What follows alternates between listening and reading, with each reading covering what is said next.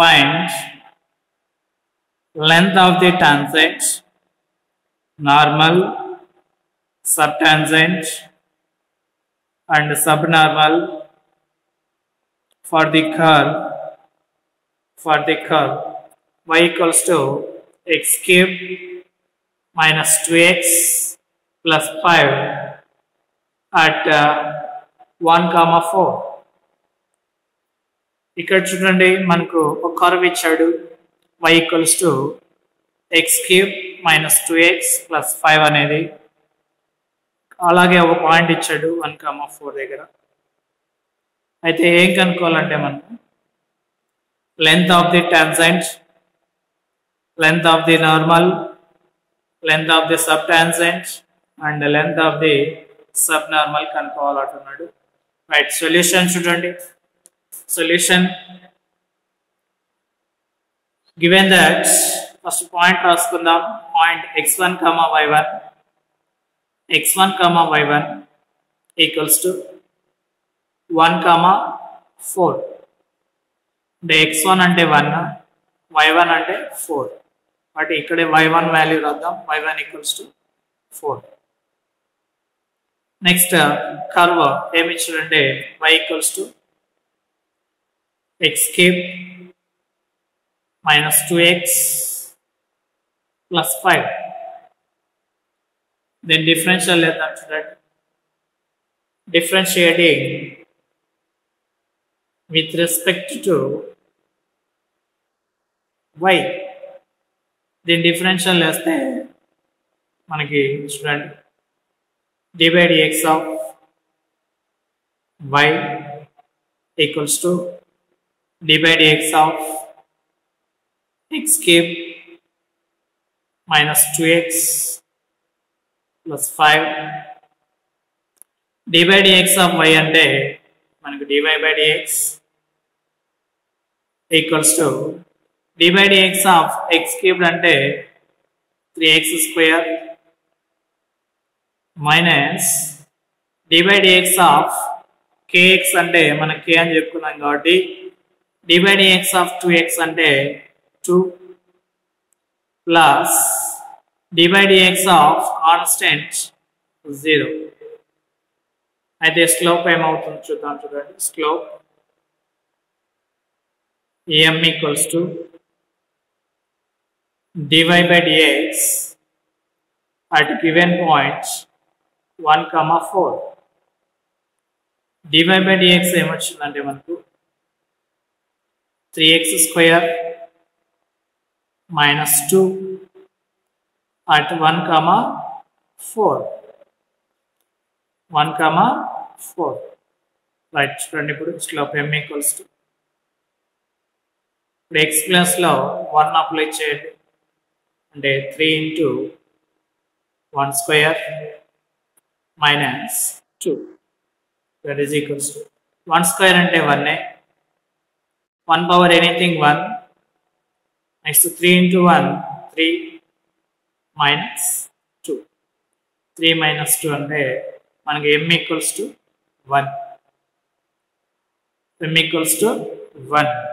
ఇప్పుడు చూడండి, m equals to 1 వచ్చినప్పుడు length of the tangent, length of the normal రెండు ఈక్వల్ అవుతాయి. అలాగే length of the sub tangent and length of the normal రెండు equal అవుతాయి. ఓకేనా, అర్థమైందా నేను చెప్పింది? రైట్, m equals to 1 అయినప్పుడు length of the tangent, length of the normal రెండు ఈక్వల్ అవుతాయి.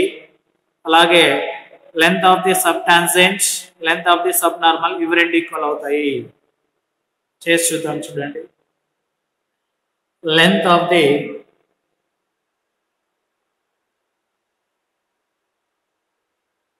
tangent at given points x1 y1 equals to 1,4. ఇక్కడ y1 అంటే మనకు 4 కాబట్టి length of the tangent formula modulus of y1 divided by m into root of 1 plus m square, that is equals to y1 అంటే మనకి ఇక్కడ 4 divided by m అంటే 1 root of 1 plus 1 square. m అంటే మనకు 1 కాబట్టి 1 ప్లస్ m స్క్వేర్ ఉంది కాబట్టి m అంటే 1 కాబట్టి 1 స్క్వేర్. రైట్, ఇక్కడ అన్ని పాజిటివ్ వాల్యూస్ కాబట్టి మనకి మాడ్యులస్ అవసరం లేదు. ఇప్పుడు చూడండి, దట్ ఈస్ ఈక్వల్స్ టు 4/1 అంటే 4 రూట్ ఆఫ్ 1 స్క్వేర్ అంటే 1 1 plus 1 2 4 root 2. Length of the tangent వచ్చేసి మనకి 4 రూట్ 2. అలాగే next one, length of the normal, length of the normal at x1 comma y1 1 comma 4 given point అన్నమాట. ఈ point దగ్గర మనకు length of the normal ఏమవుతుందో చూస్తున్నాం. రైట్, చూడండి, length of the normal formula modulus of y1 into root of 1 plus m square, 1 plus m square, that is equals to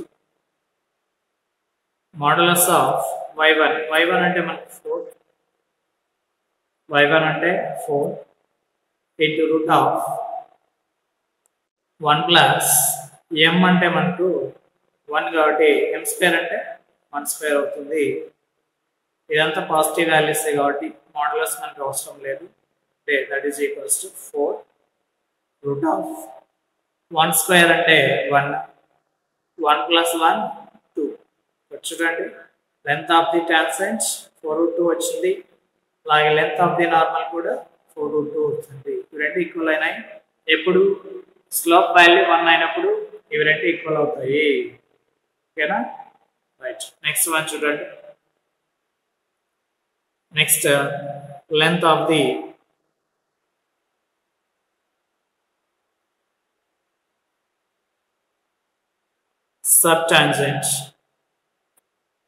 subtangent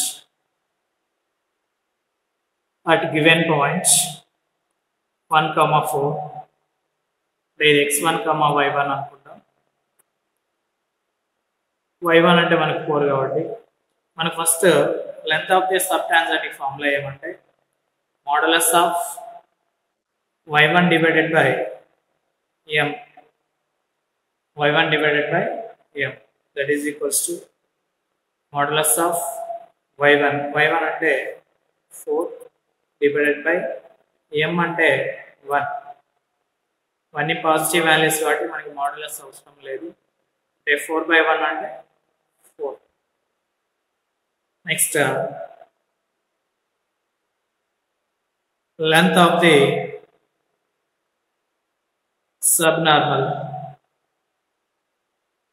length of the subnormal at given point 1 comma 4. మనకు length of the సబ్నార్మల్ formula ఏం చెప్పుకున్నాం అంటే modulus of y1 into m. y1 into m ఏమవుతుంది? y1 అంటే మనకు 4 into m అంటే 1. That is equals, ఇక్కడ అన్ని పాజిటివ్ వాల్యూస్ కాబట్టి మనకు మాడ్యులస్ అవసరం లేదు. 4 ఇంటూ 1 4. గమనిస్తున్నాను, ఇక్కడ length of the sub tangent 4 వచ్చింది. అలాగే length of the sub normal కూడా 4 వచ్చింది. ఇవి రెండు ఈక్వల్ అయినాయి కదా. ఎప్పుడు ఈక్వల్ అవుతాయంటే రెండు మనకి m ఈక్వల్స్ టు 1 అయినప్పుడు ఫస్ట్ రెండు ఈక్వల్ అవుతాయి. అంటే length of the tangent and length of the normal రెండు ఈక్వల్ అవుతాయి. అలాగే length of the sub tangent, length of the sub normal కూడా రెండు ఈక్వల్ అవుతాయి m ఈక్వల్స్ టు 1 అయినప్పుడు.